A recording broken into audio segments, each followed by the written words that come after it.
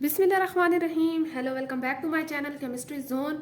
आज जो हम पढ़ रहे हैं वो फाइनली हम यूनिट 2 पे आ गए हैं। हमने जो पीछे पढ़ा था वो भी स्ट्रक्चर ऑफ एटम था और ये भी स्ट्रक्चर ऑफ एटम है, लेकिन वो क्लासिकल मैकेनिक्स के थ्रू हम पढ़ रहे थे, बेस्ड ऑन क्लासिकल मैकेनिक्स। और ये जो हम पढ़ रहे हैं ये क्या चीज़ है, आपको हेडिंग में भी नज़र आ रहा है।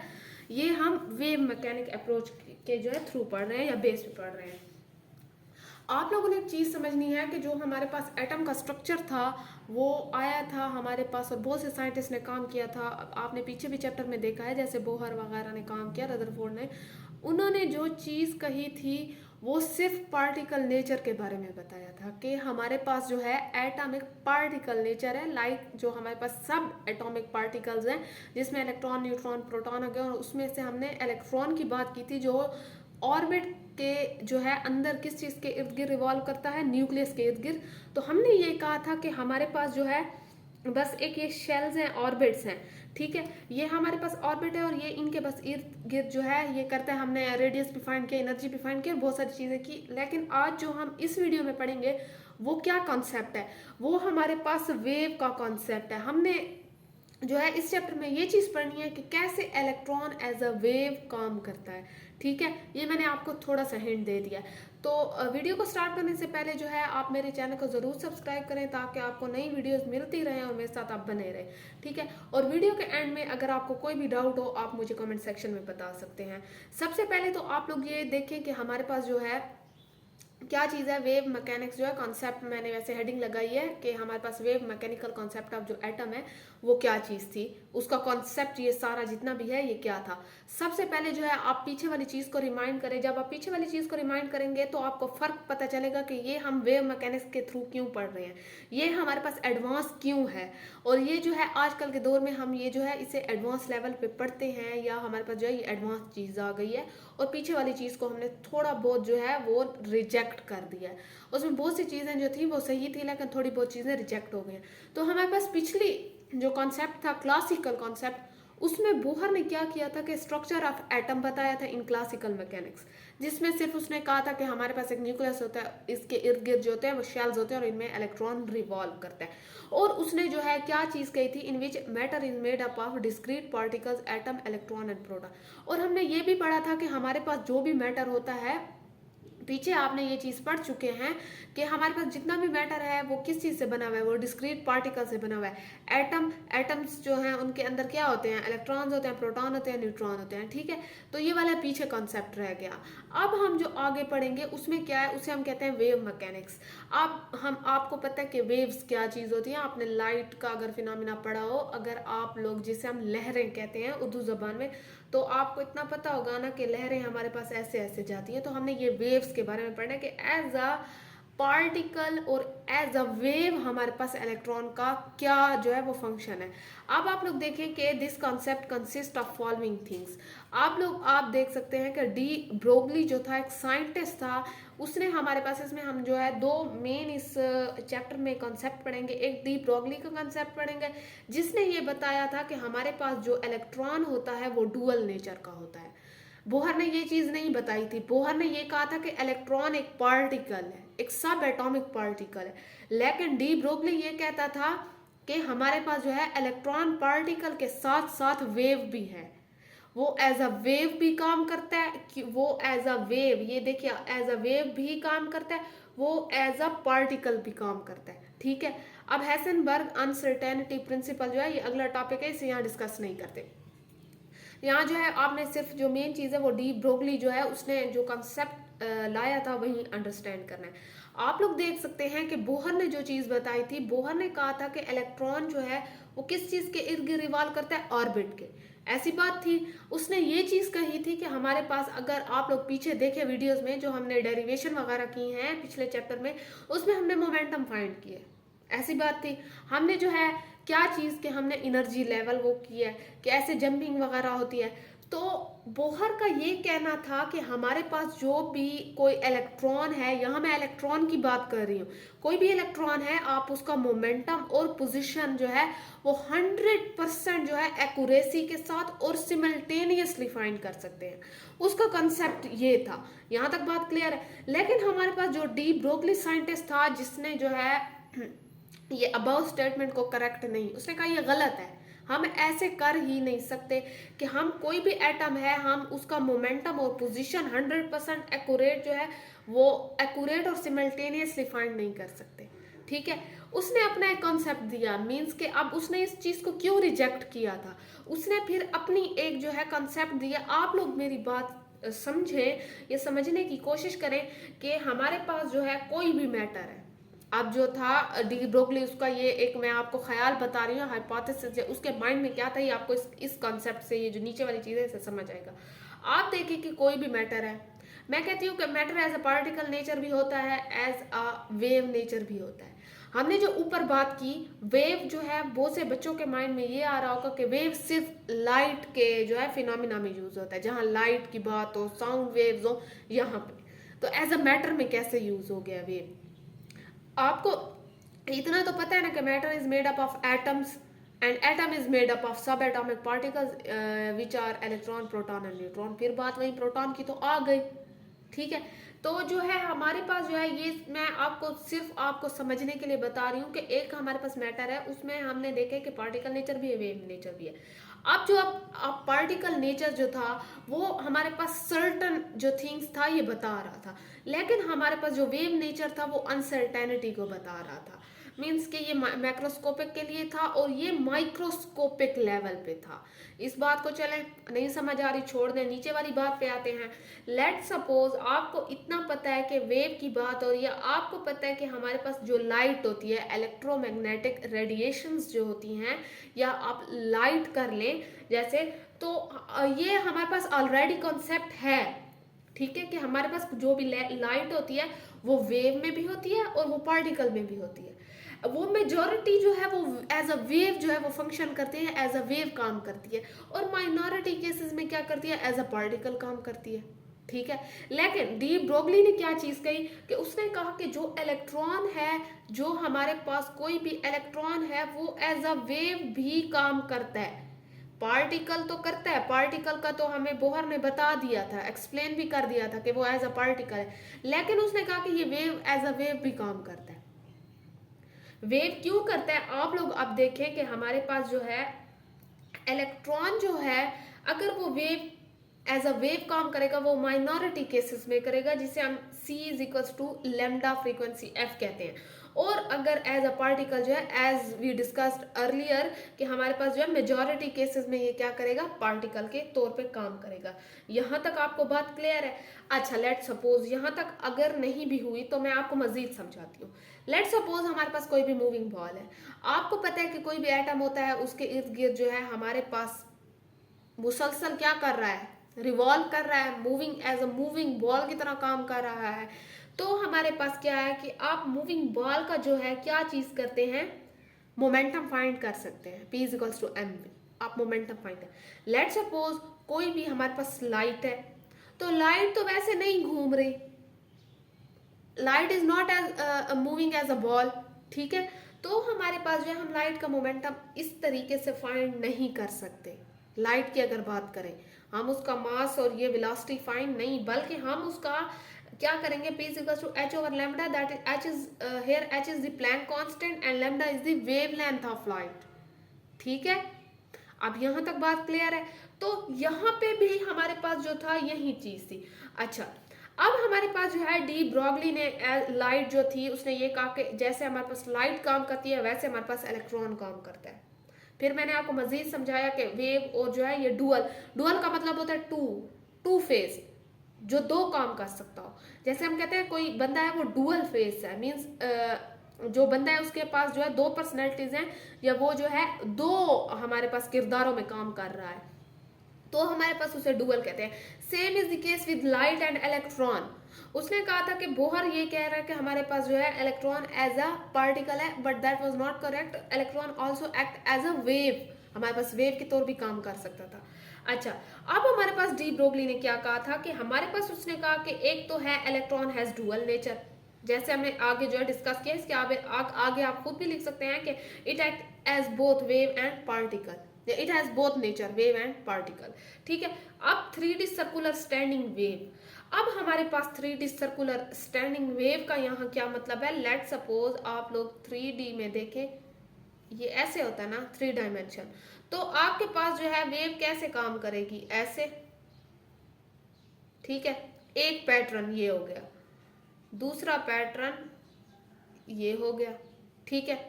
हाई वाला हमारे पास क्रस्ट होता है, लो वाला ट्रफ होता है, ये आपने ऑलरेडी वेव्स के उसमें पढ़ा होगा, इतना आपको अंदाजा भी होगा। तो ये 3 डायमेंशन जो है ये हमारे पास उसने कहा था इस फॉर्म में जो है, ये देखे ये 3 डायमेंशन है ना, 3 एक्सेस है ये वाली। तो उसने कहा कि हमारे पास, अब ये डी ब्रोगली कह रहा है, याद रखें, उसने कहा कि हमारे पास इलेक्ट्रॉन जो है वो बिल्कुल 3 डायमेंशन उसके जो सर्कुलर ऑर्बिट होते हैं, स्टैंडिंग ऑर्बिट। लेकिन हमारे पास जो बोहर कह रहा था, उसने कहा था सिर्फ हमारे पास सर्कुलर ऑर्बिट होते हैं जिसमें वो कर रहा है। लेकिन इसने कहा कि हमारे पास 3 डायमेंशनल सर्कुलर स्टैंडिंग वेव जो होती हैं वो होती हैं स्टैंडिंग वेव। यहां तक बात क्लियर है। उसने कहा अब जो बोहर था, बोहर ये कह रहा था कि आप जो है क्या होता है कि मतलब कि आप पोजीशन फाइंड कर सकते हैं, आप मोमेंटम भी फाइंड कर सकते हैं, हमने पीछे मोमेंटम वगैरह ये सारा पढ़ा था। लेकिन उसने कहा था कि आप 100% जो है ये एक्यूरेसी के साथ कर सकते हैं। लेकिन फिर से वही बात है ना कि हमारे पास डी ब्रोगली ने कहा ये गलत है।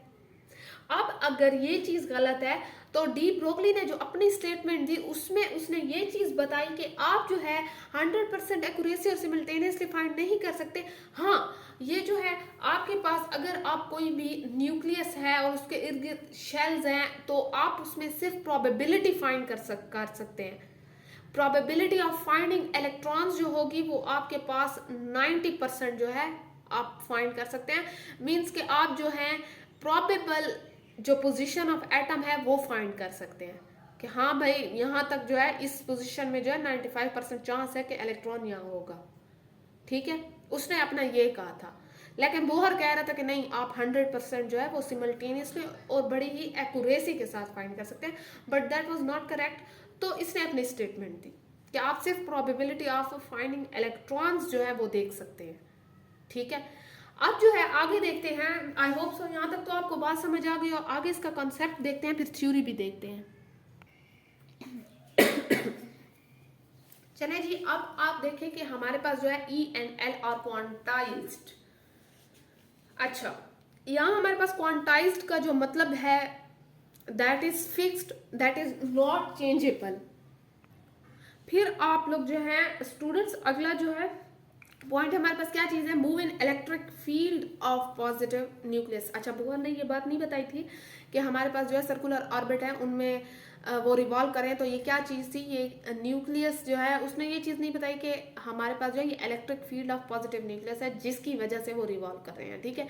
तो यहाँ पे हमारे पास जो डी ब्रोगली था उसने ये चीज बता दी थी।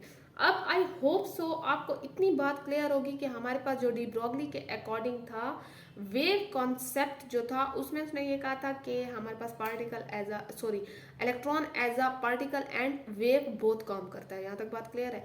अब आपने जो है यहाँ पे एक मिस्टेक हो गई है। आप जो है यहाँ पे क्या चीज कर लें, यहाँ पे वेव लिख लें, ठीक है। अब जो है यहाँ पे आपने वेव लिख लिया है, तो the classical theory of light consider that all the form of electromagnetic radiations are propagated in the form of waves. अच्छा स्टूडेंट्स, आपने ये लाइन पढ़ ली। अच्छा, तो वो कहते हैं कि अगर हम क्लासिकल थ्योरी के अकॉर्डिंग देखें तो हमारे पास क्या था कि जो भी जितनी भी all form of electromagnetic radiations are propagated in the form of wave. अब वो कहते थे कि हमारे पास जितनी भी इलेक्ट्रो मैग्नेटिक रेडिएशन थी वो इन द फॉर्म ऑफ वेव्स काम कर रही थी। आपने इलेक्ट्रोमैग्नेटिक रेडिएशन जो है यहाँ पे मैंने ये चैप्टर पढ़ाया है, मीन्स के इलेक्ट्रोमैग्नेटिक रेडिएशंस का थोड़ा सा आपको बताया है, जहाँ पे आपने जो है क्या चीज़ देखी थी कि हमारे पास जितनी भी इलेक्ट्रोमैग्नेटिक रेडिएशन थी वो इन द फॉर्म ऑफ वेव्स, लहरों के सूरत में ट्रैवल कर रही थी। यहाँ पे जो है इलेक्ट्रोमैग्नेटिक रेडिएशंस में कौन सी हैं, आपने पिछले चैप्टर में भी एक वर्ड सुना है एक्स रेज। इसके अलावा the type of electromagnetic radiation जो है वो गामा रेज है, या आप रेडियो वेव्स कह दें, या आप जो है यूवी रेडिएशंस कह दें, ये सारी जो है इलेक्ट्रोमैग्नेटिक रेडिएशंस हैं, ठीक है। तो हमारे पास वो कहते हैं कि इन द फॉर्म ऑफ वेव्स जो है ये ट्रैवल करती हैं, एक्स रेज और ये। लेकिन हमारे पास the suggestion is based on the interference of light and diffraction experiment. अब वो कहते हैं कि हमने ये जो चीज़ बताई थी, हमने ये कहा था कि जितनी भी इलेक्ट्रोमैग्नेटिक रेडिएशन है ये इन द फॉर्म ऑफ वेव्स जो है वो ट्रैवल करती हैं। और ये तो छोटा बच्चा भी बता सकता है कि हमारे पास जितनी भी लाइट वेव्स हैं या हमारे पास इलेक्ट्रोमैग्नेटिक रेडिएशन है ये इन द फॉर्म ऑफ वेव्स काम करती हैं। यहाँ तक बात क्लियर है। फिर ये कहते हैं कि हमारे पास ये जितनी ये मतलब हमने ये जो बात की है कि ये इन द फॉर्म ऑफ वेव्स काम करती हैं, तो ये हमारे पास जो है इंटरफेरेंस ऑफ लाइट के उस पर करती हैं, या हमारे पास डाइफ्रैक्शन एक्सपेरिमेंट जो हुए थे ये उसके अकॉर्डिंग करती हैं। ठीक है। अगर मैं क्या कहूँ कि based on the Max Planck जो था, जो हम एच पढ़ रहे हैं, कहीं में एच यूज करते हैं जो प्लैंक कांस्टेंट होता है, तो ये किसने निकाला था? ये मैक्स प्लैंक ने निकाला था। वो एक साइंटिस्ट था। अब उसकी बात सुने। Based on the Max Planck observation on the black body radiation, Einstein in 1905 suggested that all the forms of electromagnetic radiations are not only emitted or absorbed in quanta। अब मैक्स प्लैंक जो उसकी एक observation थी, आपको पता है कि हमारे पास एक ब्लैक बॉडी रेडिएशन क्या होती है। अगर आप लोगों को जो है मैं थोड़ा सा इस चीज़ का आइडिया दे दूं, तो ये हमारे पास जो है कोई भी बॉडी है जो ब्लैक है, तो इसकी जो रेडिएशन का पूरा फिनोमिना था कि आपको पता है ना कि हमारे पास जो ब्लैक रंग होता है वो एब्जॉर्ब करता है लाइट को। अगर आप लोग ब्लैक कलर कहीं भी देखेंगे तो वो रिफ्लेक्ट नहीं करेगा हमारे पास या डिफ्लेक्ट नहीं करेगा, बल्कि एब्जॉर्ब करेगा लाइट को। तो हमारे पास जो मैक्स प्लैंक था उसकी observation on black body radiation, radiation जो होती है ब्लैक बॉडी के अंदर कैसे जाती है, कैसे एब्जॉर्ब होती है, कैसे उसका पूरा फिनोमिना है, ये उस बारे में बात कर रहे हैं। और आइंस्टाइन जो था, जो 1905 में जिसने कहा था कि हमारे पास जितनी भी इलेक्ट्रोमैग्नेटिक रेडिएशन होती है, ना तो वो सिर्फ एमिट होती है ना हमारे पास एब्जॉर्ब होती है, हमारे पास इन दी क्वांटा फॉर्म। आपको पता है ना, हमने ये पीछे भी क्वांटा पढ़ा जिसमें पैकेट्स ऑफ फोटॉन्स पढ़ते हैं हम, बट और also propagated through space as a particle as photons. अच्छा, आपने ये पीछे पढ़ा है ना कि हमारे पास जो है फोटॉन्स जो था, आइंस्टाइन ने निकाला था फोटॉन्स की थ्योरी जो थी हमारे पास, कैसे ये फोटॉन्स एज अ पार्टिकल जो है ये ट्रैवल करते हैं। ये सिर्फ वो कहता है कि हमारे पास ना तो एमिट होते हैं ना एब्जॉर्ब होते हैं, बल्कि ये ट्रैवल भी करते हैं through space in the form of photons. आपको पता है फोटॉन्स कितने एनर्जेटिक जो है वो पार्टिकल्स हैं। अब मैं देखिए ये पार्टिकल का वर्ड यूज कर रही हूँ, ठीक है। तो आइंस्टाइन ने ये कहा था, मैक्स प्लैंक ने जो था उसने भी ये कहा, मतलब उसकी भी ऑब्जर्वेशन कुछ ऐसी थी। इन द एंड मैं आपको ये चीज़ समराइज कर दूं कि ये जो साइंटिस्ट थे ना, अब इनका ये ख्याल आ रहा था कहीं ना कहीं से या किसी न किसी तरीके से घूम के ये आ रहा था कि सिर्फ हमारे पास जो है लाइट, तो हमने ये डिफाइन कर दिया, ये प्रूफ भी दे दिया कि हमारे पास ये जितनी भी लाइट है ये इन the form of waves travel कर रही है, ठीक है। ये तो मतलब हमने प्रूफ कर दिया था, ये साइंटिस्ट के अपने ये जो उनके अपने ये एक्सपेरिमेंट थे उनका वो था। अब यहाँ पे ये इन्होंने इलेक्ट्रोमैग्नेटिक रेडिएशन का भी कह दिया कि हमारे पास जो है आइंस्टाइन ने ये बता दिया था कि ये एज अ फोटोन काम करते हैं, ठीक है, एज अ पार्टिकल भी करते हैं काम। अब देखते हैं कि आगे क्या होता है। Particle nature give the explanation. अब जो ये हमारे पास जितनी भी पार्टिकल नेचर थी लाइट की, क्या चीज़ जो है बता रही थी, आपने पीछे पढ़ा ना कि light act as a wave and also particle. तो ये उस पार्टिकल का भी बता रहे हैं कि कैसे आइंस्टाइन ने कहा था कि नहीं लाइट एज अ पार्टिकल भी काम करती है। और हमारे पास जो है ऑलरेडी ये भी हमें पता था कि ये हमारे पास in the form of waves भी काम करती है। पहली वाली लाइंस में ये बता रहे हैं ना कि हमारे पास ये एज अ वेव्स कैसे करती है, कि हमने एक्सपेरिमेंट जो इंटरफेरेंस ऑफ लाइट और डाइफ्रैक्शन के एक्सपेरिमेंट से हमने कहा कि लाइट जो है वो एज अ वेव काम करती है। लेकिन मैक्स प्लैंक और आइंस्टाइन के अकॉर्डिंग या उनके सजेशंस के मुताबिक, उनके एक्सपेरिमेंट के मुताबिक, फिर हमने ये भी देखा कि लाइट एज अ पार्टिकल जो है वो काम करती है, ठीक है। यहां तक बात क्लियर है। अब जो है हमें एज अ लाइट के पार्टिकल होने पे क्या चीज की एक्सप्लेनेशन अच्छी मिली। सबसे पहले हमें ब्लैक बॉडी रेडिएशन एक पूरा कॉन्सेप्ट है जिसमें मैंने आपको बताया कि ब्लैक बॉडी जो है उसके साथ रेडिएशन का कैसे इंटरेक्शन होता है, ये सारी चीजें जो होती है इसी में होती है। तो उसके बारे में भी इसने अच्छी एक्सप्लेनेशन दे दी थी। फोटो इलेक्ट्रिक इफेक्ट का आपने पढ़ा है, जिसमें जो है कोई भी फोटोन आता था, जो ये फोटोन आता था वो एक मेटल सरफेस पे जो है वो एक इलेक्ट्रॉन को जो है नॉकआउट या एमिट कर देता था। ये फोटो जो था इलेक्ट्रिक इफेक्ट था। आपने क्वांटम इफेक्ट भी पढ़ा है पिछले उसमें।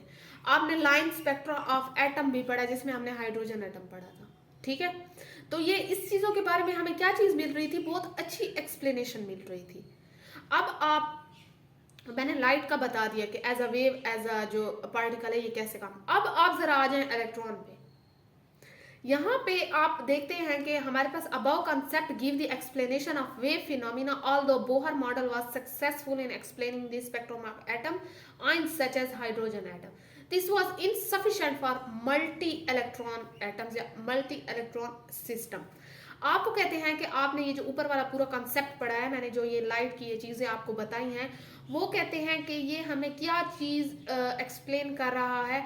ये हमें जितना भी है, ये इंटरफेरेंस ऑफ लाइट, ये आपके पास डाइफ्रैक्शन का जो जितना भी फिनोमिना है, ये हमें एज अ वेव नेचर या वेव फिनोमिना बता रहा है। लेकिन हमारे पास हम बोहर को भी रिजेक्ट नहीं कर सकते। आप ये एक बात माइंड में रखें कि मेरा थोड़ा सा गला खराब है तो मैं जो हूँ आपको क्या चीज़ बताने की कोशिश कर रही हूँ, मैं आपको ये बताने की कोशिश कर रही हूँ कि हमने पूरा बोहर को रिजेक्ट नहीं किया, सिर्फ उसकी थोड़ी सी बातों को मॉडिफाई किया था डी ब्रोगली ने आके। यहाँ तक बात क्लियर है? आप लोग जो है यहाँ पे देख सकते हैं कि जो बोहर का था उसने एक चीज़ बहुत अच्छी एक्सप्लेन की थी। हमने जो स्पेक्ट्रम पढ़ा था उसने स्पेक्ट्रम हाइड्रोजन एटम का कर लिया था। And you know that hydrogen atom is a unimolecular जो है, ये मीन्स कि उसमें एक इलेक्ट्रॉन है हमारे पास, सॉरी यूनी इलेक्ट्रॉन सिस्टम है, मॉलिक्यूलर नहीं, यूनी इलेक्ट्रॉन सिस्टम, ठीक है।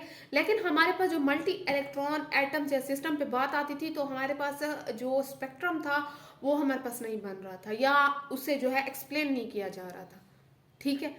अब हमारे पास जो बोहर का क्या मसला था ये देखते हैं कि Bohr himself did not know why electrons are confined to only certain orbitals. Other unsatisfactory aspect of model was attempt to assign position and momentum to a given electron. जो सबसे दो बड़े मसले आ रहे थे वो किस चीज़ के मसले आ रहे थे? एक तो सबसे पहले ये था कि बोहर को खुद भी नहीं पता था कि कोई इलेक्ट्रॉन अगर इस कोई ऑर्बिट में घूम रहा है, कन्फाइंड है उस ऑर्बिट में, तो क्यों है, क्या रीज़न है, ठीक है। और उसे ये भी नहीं पता था, एक वो कहते हैं ना अनसेटिस्फैक्ट्री जो चीज़ थी, वो जो चीज़ खटक रही थी वो क्या थी कि वहाँ पे जो पोजीशन और मोमेंटम भी था ना वो सही से असाइन नहीं हो रहा था। जैसे उसने कहा था ना कि 100% एक्यूरेसी और 100% सिमिल्टेनियसली आप लोग फाइंड कर सकते हैं position, but that was not correct. हमारे पास मसला यही तो आ रहा था। यहाँ तक बात क्लियर है कि हमारे पास ये दो जो थे ना ये बोहर ने एक्सप्लेन नहीं किया, उसके पास कोई सॉलिड रीजन नहीं था, उसने कोई एक्सपेरिमेंट कोई हमारे पास ऐसी चीज नहीं दी थी, तो ही जाके हमारे पास जो था वो असल में अंदर कोई और कॉन्सेप्ट था, इसीलिए उससे ये चीज़ें डिफाइन नहीं हो रही थी। तो डी ब्रोगली ने अपनी तरफ से कर दिया। अब देखिए कि अब अगर मैं बोहर के जो है, ये आपके पास ये बोहर का मॉडल है और ये हमारे पास ये वाला जो है ये डी ब्रोगली का है। आप देखिए कि हमारे पास बोहर का मॉडल था, उसमें ये न्यूक्लियस होता है that contain proton and neutron and these are the orbitals that contain electrons, electron revolve in these orbitals around the nucleus, ऐसी बात थी ना। तो हमारे पास ये था N1 N2 N3 so on up to so on जो है ये शेल्स थे, ऑर्बिटल्स थे। यहाँ तक बात क्लियर है? तो हमारे पास ये क्या था, ये घूम रहा था। उसने कहा था ये एनर्जी लेवल्स हैं, every level has its specific energy, ये पुरानी बातें थी। अब अगर हम क्या चीज़ करते हैं कि डी ब्रोगली की तरफ आते हैं तो डी ब्रोगली ने कहा no, electron both act as a particle and wave. यहाँ पे सिर्फ पार्टिकल की बात हो रही थी, यहाँ पे वेव की भी बताई है उसने। अब उसने सामने ये बताया है कि हमारे पास एज अ वेव कैसे काम करता है। आप लोग देखिए ये न्यूक्लियस है, ये मेरे पास कोई भी शेल है। अब लेट सपोज आपके पास कोई भी इलेक्ट्रॉन होता है वो यहाँ पे है, तो उसने ये बताया कि हमारे पास जो है ये वेव का पैटर्न, आपको पता है ना कि वेव कैसी होती है, लेकिन वेव तो है लेकिन उसने घूमना फिर भी सर्कुलर फॉर्म में है, सर्कुलर स्टैंडिंग वेव है जैसे उसने कहा था डी ब्रोगली ने। और हमारे पास दूसरा पैटर्न ये वाला है, ठीक है। अब अगर कोई भी इलेक्ट्रॉन रिवॉल्व करता है तो वो इसी एज अ वेव की फॉर्म में जो है वो करेगा, एज अ पार्टिकल की फॉर्म में करेगा, लेकिन एज अ वेव भी कभी कभी माइनॉरिटी केसेस में जो है वो करेगा, मेजॉरिटी में तो वो एज अ पार्टिकल एक्ट करेगा। यहाँ तक बात क्लियर है? ये मैंने वेव पैटर्न 1 लिखा है, वेव पैटर्न 2 लिख लिया है और दिस इज वेव एक्सिस। यहाँ तक बात क्लियर है? अब आगे देखते हैं, वो कहते हैं the modern theory of atomic structure is based on the wave nature of electron. अब ये जो हमारे पास वेव मैकेनिक्स थी that is called modern theory of atomic structure, या आप कह सकते हैं advance theory of wave mechanics. तो वो कहते थे कि हमारे पास जो एटॉमिक स्ट्रक्चर का अगर हमने जो एडवांस थ्योरीज की आई थी वो ये कह रही थी कि हमारे पास इलेक्ट्रॉन का वेव नेचर भी है। In 1924, the French scientist de Broglie proposed that the wave particles dualism is not only confined to photons but also to the other matter. This concept of matter wave, when applied to subatomic particle like electron, paved the way in new direction called wave mechanics. यहाँ पूरा ये जो paragraph है उसमें ये कहा गया कि 1924 में डी ब्रॉगली एक साइंटिस्ट था, फिजिशियस्ट था, फ्रेंच फिजिशियस्ट था, जिसने ये कहा था कि अगर जो है वैसे तो उसने कहा था कि सिर्फ आप लोग फोटॉन्स मीन्स कि आप लाइट पे ये चीज़ अप्लाई नहीं कर सकते कि लाइट जो है वो पार्टिकल और वेव की सूरत में काम करती है, बल्कि अगर आप लोग सब एटॉमिक लेवल पे आए तो आपके पास जो इलेक्ट्रॉन होता है वो भी क्या चीज़ करता है, वेव की सूरत में करता है। और उसने ये कहा था कि जब इलेक्ट्रॉन एज अ वेव की सूरत में करता है तो इसने अपनी एक नई जो ब्रांच है जिसे हम वेव मैकेनिक्स करते हैं ये निकाल लिया और उसी में ये सारी चीज़ें डिस्कस होंगी। अब आपके पास जो है थ्री इसकी मेन कैरेक्टरिस्टिक है जो इस वीडियो में तो नहीं, इंशाल्लाह अगली वीडियो में हम देखेंगे कि एज अ लाइट कह दें या एज अ वेव जो है ऐसी कौन सी 3 मेन कैरेक्टरिस्टिक हैं जो हमने मेनली स्टडी करनी है या ज़रूरी है हमका स्टडी करना क्योंकि वही चीज़ें यूज होगी, जिसमें हमारे पास सबसे पहले तो आ रहा है फ्रीक्वेंसी आ रही है, वेवलेंथ आ रही है, वेलोसिटी आ रही है। ये 3 जो है थिंग्स हैं, हमने क्या चीज़ करनी है, ये स्टडी करनी है। यहाँ तक आप लोगों को आई होप सो मैंने बहुत ही डिटेल से बहुत से जगह से मटेरियल जो है इकट्ठा किया और मैंने इसको बहुत ही आसान वर्डिंग में कन्वर्ट किया। आई होप सो आपको इतना समझ आ गया होगा। अगर आपको स्टिल भी कोई डाउट है तो आप मुझे कमेंट सेक्शन में ज़रूर बताएं और मेरे साथ बने रहें, चैनल को सब्सक्राइब करें, शेयर करें और कमेंट करें। अल्लाह हाफिज़, अगली वीडियो में मिलते हैं।